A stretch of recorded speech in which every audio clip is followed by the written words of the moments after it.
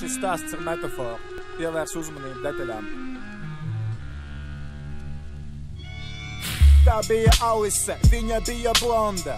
Puiši teica bīstamā, dodot viņas kontaktu. Satikāmies teikā, laimīgs es un galvas. Satinām tad steigā, kaislīgs seks uz galda. Viņa aizgājas guļu nomodā, nes ko viņa nodomās, kad pie viņas došos klāt.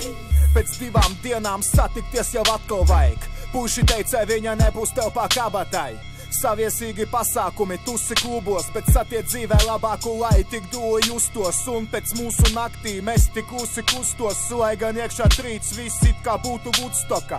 Kad nauda beidzās, blondā kļuva lēta, bet mīlestība mūžīgā tā kā Budas vēdas. Pēdējiem spēkiem paslēpjot acis, ieķīlāt mantas, paņemot pasi vēl vienu nakti.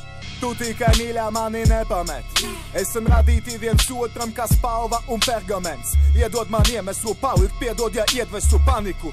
Redzi man ir, es tev pienesu naļiku. Un uz viesībām, kur sejas šķiet no plastelīna, dejasiet pēc kastes vīna sprīdzinā kā Palestīna. Kāds kaut ko tu ved uz nomuļu vietu un mirušas dvēseles klīst pa Gogaļa ielu. Šāda mīlestība nogalina.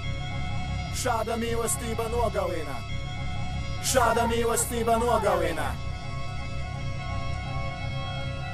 Kad es teicu blondā, es runāju par kaut ko citu.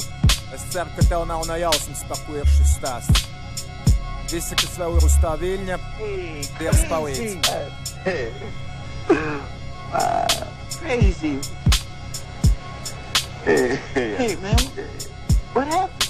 Hey, man. The shit got me, man. Shit, man. What shit? Hey, man. Wait. Man.